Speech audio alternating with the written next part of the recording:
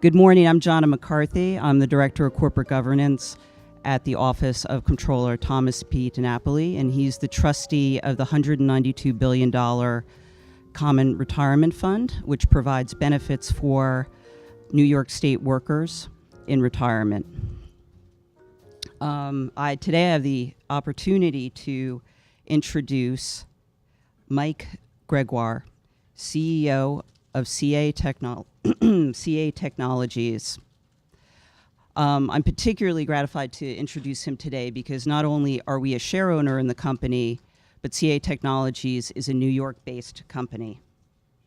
Mike joined CA Technologies in January of 2013, and I understand that he came out of an idyllic retirement on the West Coast, enjoying mountain biking and other things, but couldn't resist taking on the new challenge, and we're very glad that you made that decision. Mike is a 25-year veteran of the software industry and has held leadership positions in not one, but two companies that were purchased by Oracle. Most recently, he was CEO of Taleo, which was purchased for $2 billion. I'm looking forward to hearing about the long-term plans in this really potentially disruptive and transformative, rapidly changing business. Thank you. Mike, thank you very much. Well, good morning. I'm the next speaker after President Trump's UN speech. For those of you that were wondering, it wasn't as much fire and brimstone as we all planned, but he did call Rocket Man, so that was interesting to see in the UN General Council. I don't think that's ever been done before. So first of all, a couple things about CA. I'm very pleased to be here and talk about our long-term shareholder plans and our long-term how we drive long-term shareholder value. And you will see how having a stable, thoughtful, profitable company can ripple into sustainability and things we can do to help communities around the globe. A little bit about CA, first of all. We are a $14 billion market cap company that generates about $1 billion in free cash flow. And this ability to generate that kind of cash flow and that kind of operating margin really puts us in a position to do a really good job of our capital appreciation, or our capital plan.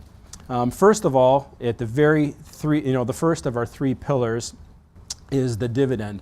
We pay one of the highest dividends in the tech industry, always somewhere above the 3% yield ratio. So if you take a look at most tech companies, that's a pretty large dividend. Secondly, we have a $750 million $750 million share buyback program that was put in place by our board of directors. As of last quarter, there's still $650 million of that program in place. And then thirdly, we spend about $300 to $500 million annually on acquisitions. That money spent on acquisitions, coupled with the $500 to $600 million a year we spend on organic development, puts us in a situation where we can invest for the long term, continuously investing in net new technologies, investing in our infrastructure, investing in our go-to-market, and investing in our marketing to ensure that we are a relevant company, not just for today, not just for next month, not just for next quarter, not just for next year, but we have a much longer view with respect to technology and what it takes to be relevant in an extraordinarily fast-moving economy. Now, when we do these things and we make these kinds of investments, the purpose is to fulfill our mission, which is to eliminate the barriers between an idea and a business outcome. In the fast-moving technology space, where companies are founded in a very short period of time, they can go from 0 to 200, 300, 400 million, and even $1 billion in a relatively short period of time. They can also, if they're not paying attention to technology and to trends and to customers and buying patterns, they can shrink equally as fast. We've got a very tight view on what we think technology is going to evolve to, and we're very close to our customers. We have over almost 12,000 customers. Most of them are the largest customers on a global basis. And by having a seat at the table with their most mission-critical technology decisions, we can really listen to what their needs are and pay very close attention to what they're looking for. And why is that important? Well, 66% of business leaders believe that software is the most important thing that they need to invest in. This is the way that they're going to differentiate themselves. So in our lingo, every company is becoming a software company. When we compete for talent, we used to compete with other software providers.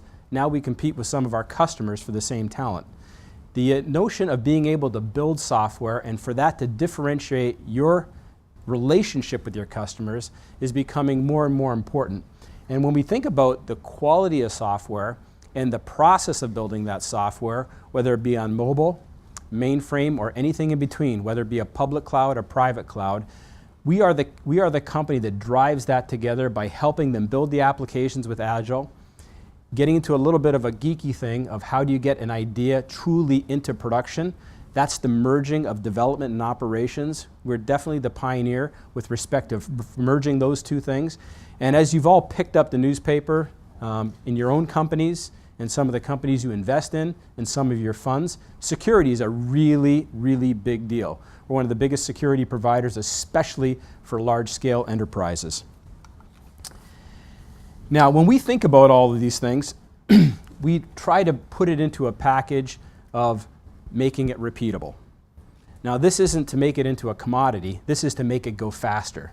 And we use the metaphor of a modern software factory. And having this metaphor of a modern software factory is a way that we can reduce risk and accelerate speed for our customers. The notion that you're going to be building applications is very pervasive. If you take a look at the analytics company App Annie, they think that there's going to be 6.3 trillion applications by 2020. That's up from 1.3 trillion applications today. When you talk about users, right now there's about 3.4 billion people using applications on a global basis.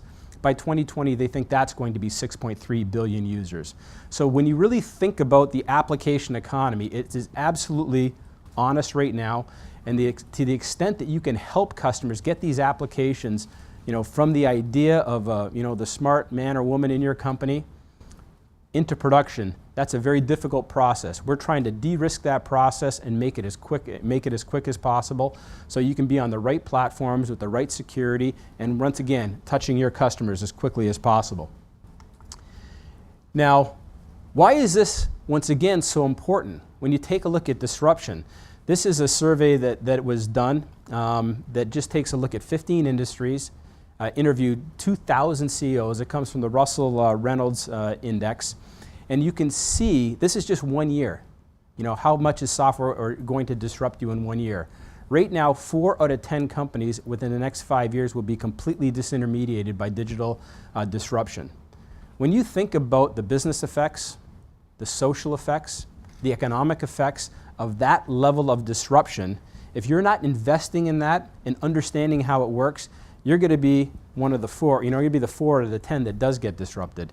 And when you take a look at these industries, at the top of it, you can obviously see media. It's not hard for anyone to understand that digital is really taking a hard hit in how people consume media, and they're doing it completely digital. And you move that all across to every single industry. When I was early on in my software career, and if you actually had a sales quota, one of the things you never wanted to do is have sales quota for retail. They were very, very cheap. They were not forward-thinking.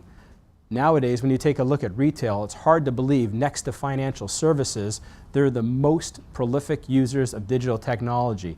Not necessarily because they wanted to, it's because they have to. Their customers are demanding it. So when you think about digital disruption, this is here to stay. Customers want to engage with you in a digital capacity, and the way that you are going to be represented is going to be based on your acumen and your capability of getting applications into production in a secure way. Now, this is one of the reasons why we partner with Code.org. This is a fascinating organization. We participated in their Day of Coding and had 25 million users use our BlazeMeter testing tool just last year. This is a significant organization that puts on tutorials on a global basis. Their tutorials are in 46 languages, 180 countries. They've educated just in the last year 57,000 people with respect to coding, and they do a lot helping teachers, making sure that they have the ability to teach, because it's not something that is easy for different generations of teachers to understand how to code or what is computer science and what are algorithms, especially when you start laying on some of the more popular or more forward-thinking technologies such as artificial intelligence, machine learning, Internet of Things. This is a charity that really focuses on helping them learn these things, and they've educated 600,000 teachers on the base fundamentals of computer science, which in turn they're using that to teach properly children in K through 12 to understand coding. I can't tell you how important that is, especially for a company like ours that needs that ecosystem to continue to grow. This is something that shocks me as well. When we take a look at our industry, we are suffering. We have 500,000 open IT jobs here in the United States. We have significant operations in Europe, Latin America, and Asia. In Europe, where we have data, there's another 500,000 open IT jobs there. When we take a look at our future, we have to bring more people into computer science. That's why we really focused hard on the K through 12. We think that that's an area that if we focus early on in helping them understand technical skills and STEM, that they might have an opportunity to come one day maybe work for us or at least be in the industry. One of the areas that we focused on a lot is women in technology. Our industry, once again, you don't have to go too far with a Google search to see how well our industry does with diversity in general and how well we do with diversity with female engineers. Not very well. Fact of the matter is 57% of college graduates, four-year college graduates, are women, and only 17% of them come into STEM-related careers.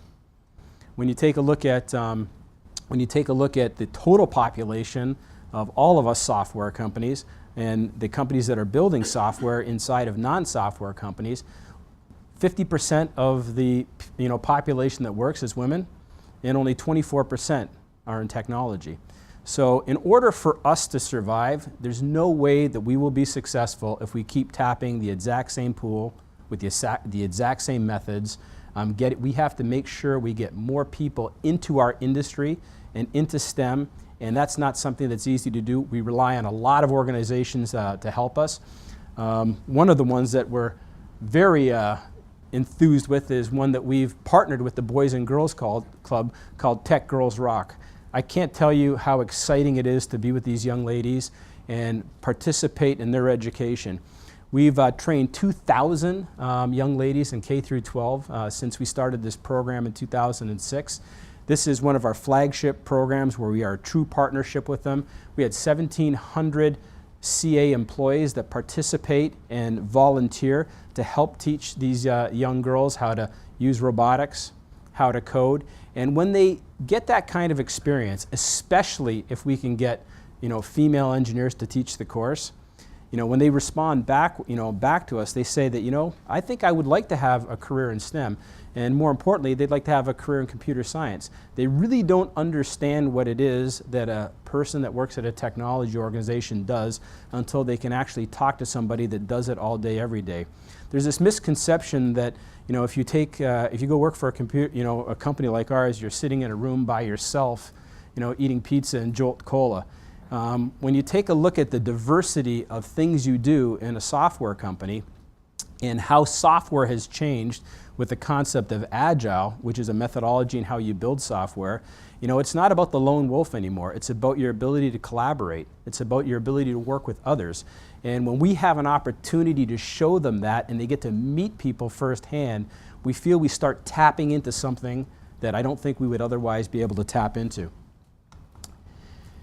Now, these are two organizations that we participate in, both Code and the Boys and Girls Club with Tech Girls Rock, but we have a vast majority of the major technology charities that we really focus on. One of them I'm on the board of called NPower, and what we're trying to do is, once again, extend the net as far as we possibly can.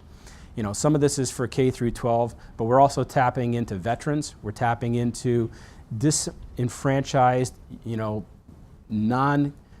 high school graduates and trying to help them get into the early stages of a tech career. We do that with Empower. We have 3 or 4 other charities that we work with here in the United States, but we've also extended it globally.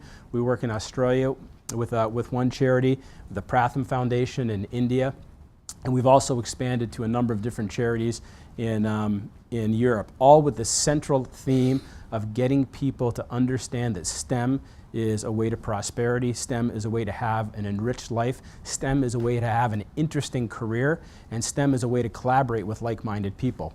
So this is something that we are very proud of, and if you take a look at our track record, we've reached over 110,000 students through STEM-focused charities that we support. And diversity, once again, our industry notoriously poor with respect to diversity. We do publish our diversity metrics on our webpage. For those that want to take a look at it, we're getting better. I'm not anywhere where I think we should be. And there's a business reason to be diverse. If you take a look at McKinsey's study on diversity, the top quartile companies, if you are in the top quartile with respect to diversity or gender diversity, you have a 15% increase in operating margin. If you have a more diverse workforce, which is not just including females, you have a 35% increase in operating margin. So diversity makes sense, and we attack this every way we can.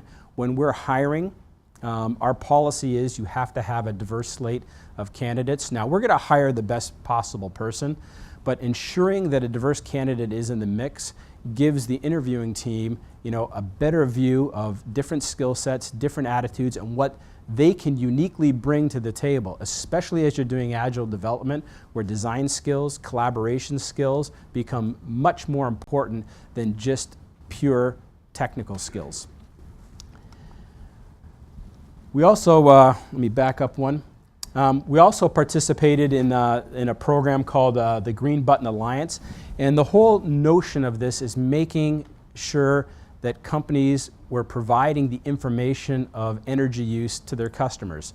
A company that's one of our customers that has done a phenomenal job with this is PG&E. They use our API technology, and what they do is they report back to their customers with respect to what their energy usage is. And what this has done is saved their customers $227 million. It's given their customers an idea of how much energy they're using and when they're getting charged more in peak periods of time, information that they would never have known before. The other thing that we've seen with PG&E is how they've been able to save money by taking advantage of technologies we have and passing that on to their corporate giving programs. They put $25 million into their own program, and they've also put an employee program in place where they have an opportunity to take time off work and build parks, help in their communities on any approved charity. And this is something that they feel they've been able to do because they've made their own organizations much more efficient. We also partner with them with respect to 2 or 3 different ideas in communities in California where we have like-minded interests, where we'll jointly together work on teaching in K through 12 organizations. When they put all of their programs together, they focus them on very tight communities, and their notion of being able to give back has put multiple different charitable buckets that they use to target very specific things that they're trying to get done. And what I find is interesting about PG&E, they're very specific on what their outcome needs to be. We're going to do this, and this is the kind of outcome we want to get, and so they're measuring it. Just like they measure the utilities, they're measuring the outcomes of their giving programs, which I think is a really big step forward with respect to making sure that they're getting value for the dollars that they're spending on these things. There's a famous book that was written, Built to Last. It's a great book, and I use this with our staff, and I used this as a theme last year with our customers.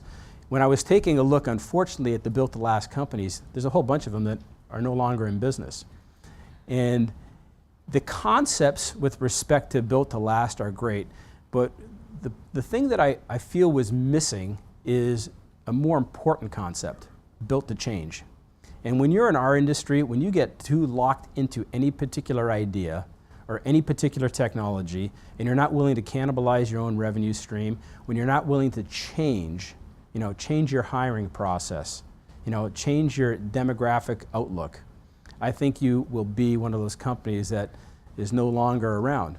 If you want to be built to last, you had better build yourself to change. You have to be agile. You have to be very attentive to what your customers want.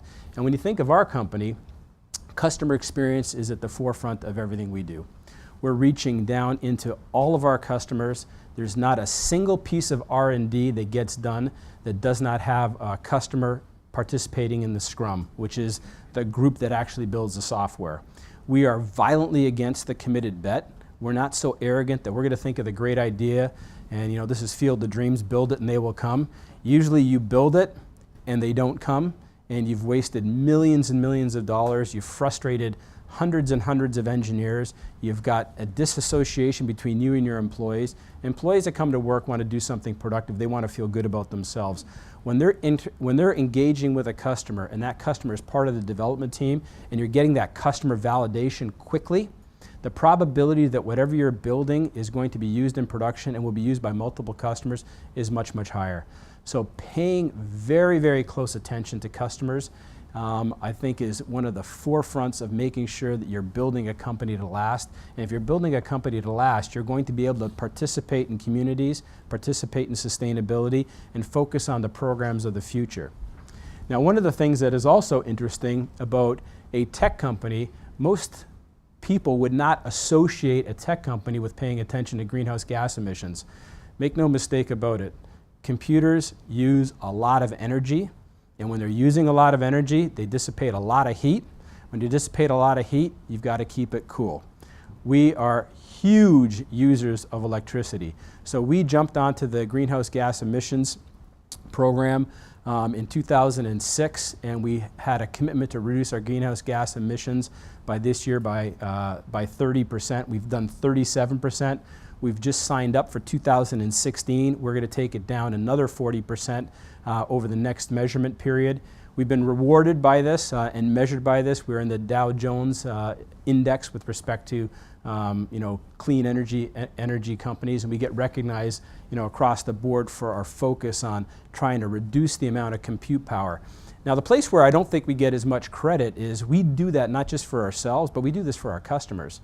When we're building applications that are very efficient, when we're able to monitor applications, we're able to get a process to run on one computer rather than another computer because we can take into consideration peak time usage, that reduces our customers' footprint. So even though we're only measuring ourselves, we think we have a pretty significant knock-on effect industry-wide in helping people compute more efficiently. And if you're computing more efficiently, you're not using as much processing power, and you're not using as much processing power, you're not cooling down these huge data centers, whether that be in a private cloud, a public cloud, in your own personal data center, on a mainframe, or on a basic Linux server. The one that I'm very pleased with is 2 years in a row we've been named as one of the most ethical companies, and I can't tell you how important this is.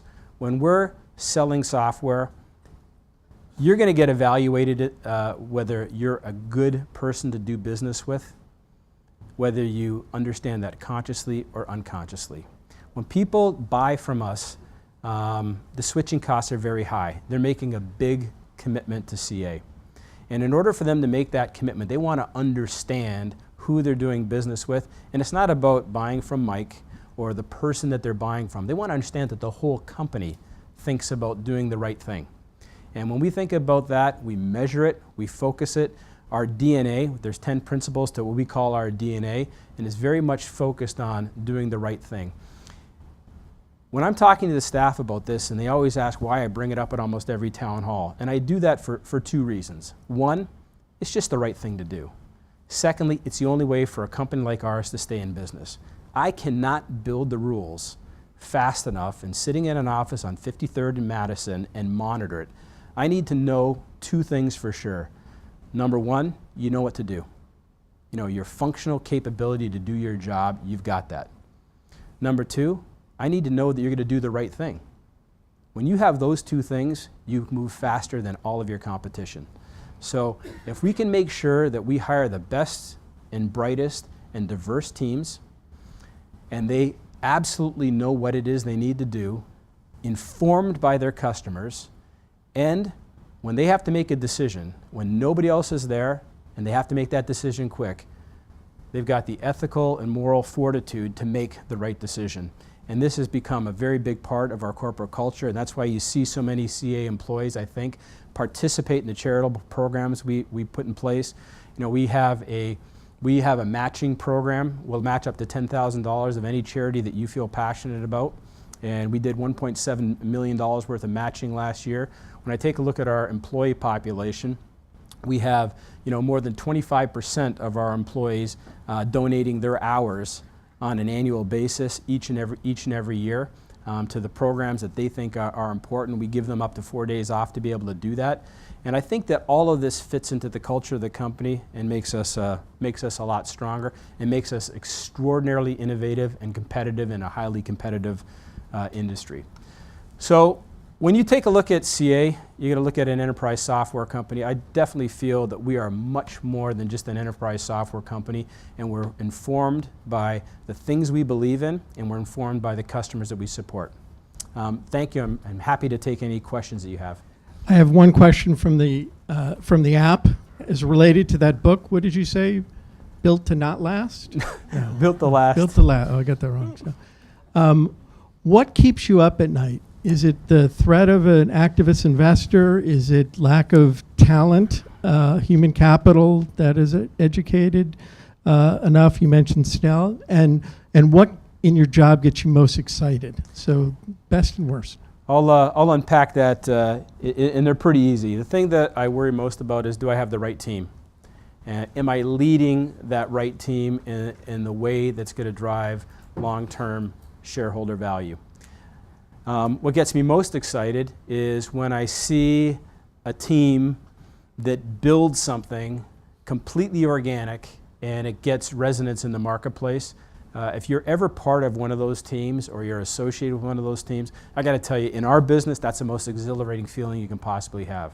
Buying companies is interesting, and I love the companies that we buy, but when we can take their roadmaps and help them get to where they really wanted that company to be, because we don't buy for cash, we only buy growth companies. And when we're buying a growth company, they're looking for 2 or 3 things. Either they don't know how to scale, which we absolutely know how to do and execute, or they don't have enough capital to build the next iteration of their product. And we have both of those things. When we can get a team together that takes that vision and blows it like 10 times past what they thought they could do, or we have an organic team that puts a product out into market, I mean, that is absolutely, in our business, the most amount of fun.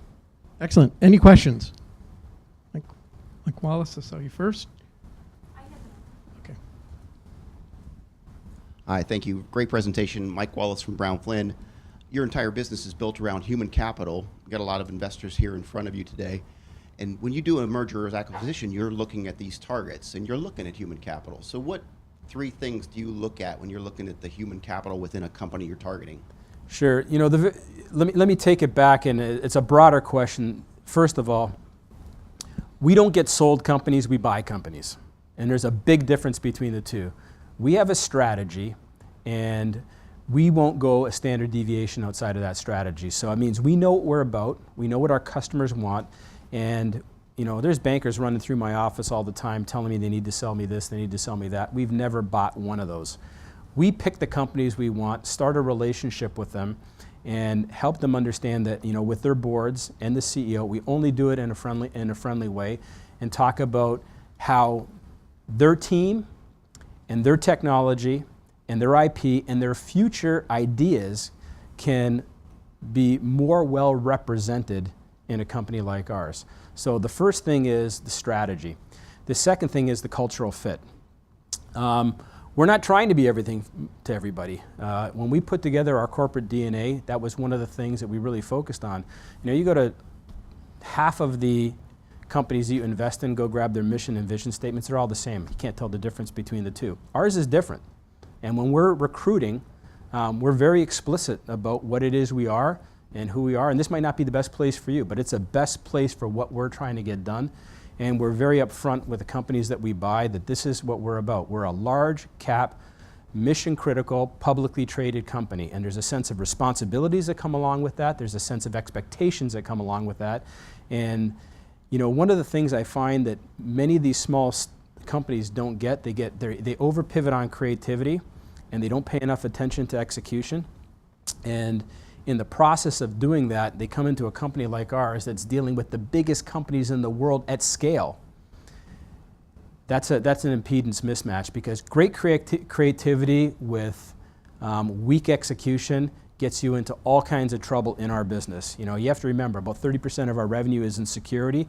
You know, this is not 2 decimal points of precision. I need 4 decimal points of precision with respect to that. We're protecting hundreds of thousands of identities. I cannot have that be sloppy in any way, shape, or form. Some companies and cultures are just not fit to be able to do that. We need to inspect that immediately. And then thirdly, when we're taking a look at these companies, it's all about the future. I mean, what you have today is somewhat interesting. What you're thinking about for tomorrow is much more interesting, because I can't buy a company for parity.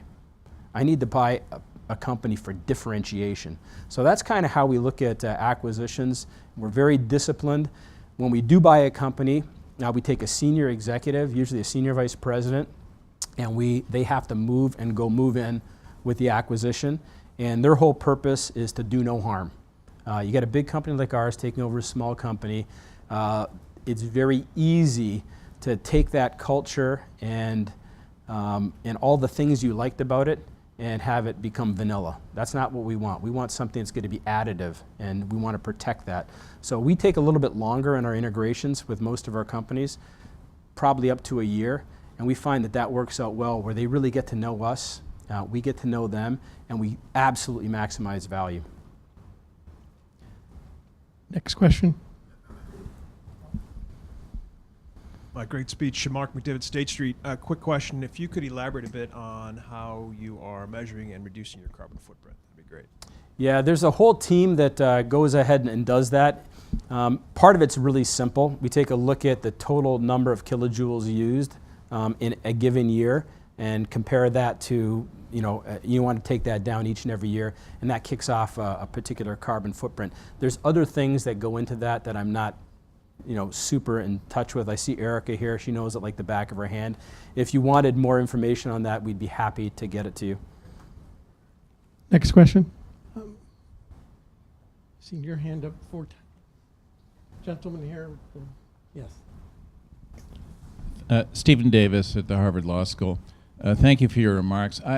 Ever since I think Bill McCracken was at CA, the company's been a pioneer, I would say, in the governance practice of separating the chair and the CEO. And I'm wondering whether, as you talk about the characteristics of a company built for change, is that something that you feel is part of that formula?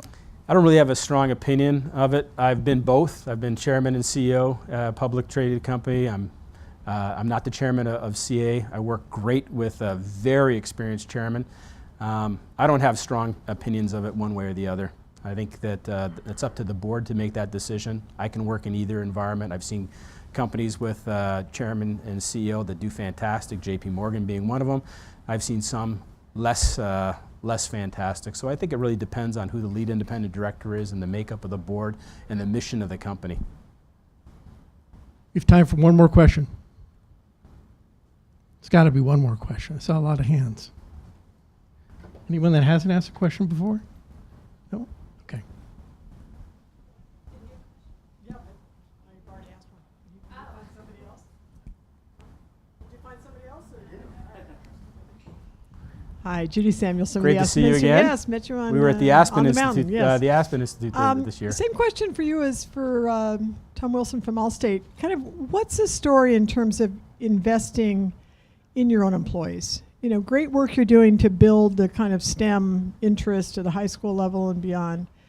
But what's your program for closing the gap at CA? You know, in terms of investing in the skills or capacities you need to hire well? Well, that's a great question. You can imagine with a company like ours, with the whole value of our company is our employees, massive amounts of investment. And we do it in there's no one way you can make this happen. First of all, we have partnered with 6 different e-learning institutions, and we give that to our employees for free. They can take courses from Harvard. They can take courses from MIT. There's a handful of Stanford courses that they can take, and they get to do that, and we allocate time for them to be able to take those courses. Secondly, we have our own internal programs. We have our own leadership development program, which you get selected to. We get about 250 graduates a year, and we select these people based on prior track record, and then we put them through a full year program where we're trying to hone their leadership skills so that when they get their next job, you know, they're much more well equipped to understand, you know, the pressures of being a leader. I mean, middle management is really difficult. I mean, you got your employees, you know, they're never happy with the manager. You have your boss and your boss's boss, and they're never happy with your manager. Then you have these things called customers, and you're usually a first line interface to customers. And you know, they're going to have a sense of happiness and unhappiness. So these are really, really hard jobs. And what we try to get our leadership development program in is preparing them for the pressures that come along with that kind of job, and how to handle that kind of day in, day out, you know, conflict resolution, coupled with, you know, just some basic skills on how do you motivate employees, how do you discipline employees. And the other thing that we do is we try to make our employees understand that they're responsible for their career. I always tell them, I've never trusted a single manager I've had, and I've had some great managers with my career.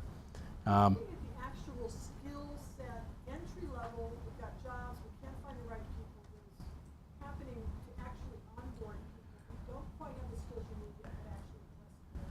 We tend to hire experience. You know, it's hard to, you know, if you're just out of high school and you've got no technical training, you're going to be, you know, in a lower skilled job.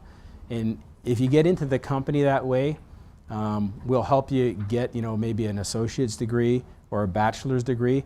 But you really, in order to be successful in our company, which makes it so difficult, and I don't think that we're an anomaly, there's a certain amount of skill you have to have. And the place where I'm most frustrated with this is, you know, in female diversity and ethnic diversity. You know, I can't just go grab, you know, a diverse candidate and put them in a big job if they haven't had experiences, you know, either running engineering or selling software or marketing software. You have to understand the craft. There's such a, as I showed you, I mean, there's such a small pool for us to choose from, and all of us are fighting to get the, you know, the same kind of people. When it comes to diverse candidates, like I only mentor diverse candidates. I mean, those are the only ones that I mentor, and I do that because it's such a small pool. If I find people that I think are really interesting and have the right fabric for the company, I want to invest as much of my own personal time with them as possible because I want them to stay. Unfortunately, we have a very small pool of people, and if you don't have the right kind of skills, you're kind of missing the game. And I think that that's a big issue, you know, from a societal perspective. When you take a look at all of the jobs that we displace with technology. Now, there's another argument that we add an incredible number of jobs. There's a Wall Street Journal article put out 2 weeks ago that showed how many jobs were actually added, but it's different, you know. And by the way, when you take a look at the United States, they're in different locations. So it's a very complex concept. I'm not ducking the question. I don't have the solution. I'm at it all day, every day. I don't think we as an industry are going to brush up against our potential if we can't figure this out. The things that I do know, if I can get to these people when they're really young and make sure that they understand that technology is something that they could truly live the good life, I know that's the right thing. I know that when we're hiring, if we have a diverse slate of people, that's going to help. We've already adopted on a global basis where it's legal, the Massachusetts law where we don't ask about salary history. You know, it's a perfect example of, you know, always being behind the, you know, the salary curve. If you were underpaid at your previous job and I give you a 20% raise and you're still behind what a male gets paid for the same job, you might think it's great, but you're still behind the curve. You should get paid for what the job is. So we've done that on a global basis where it's legal. So we try to attack this stuff with everything we got, and I still don't think it's enough. Well, on that note, thank you very much, Mike. All right, We thank really you very appreciate much. it.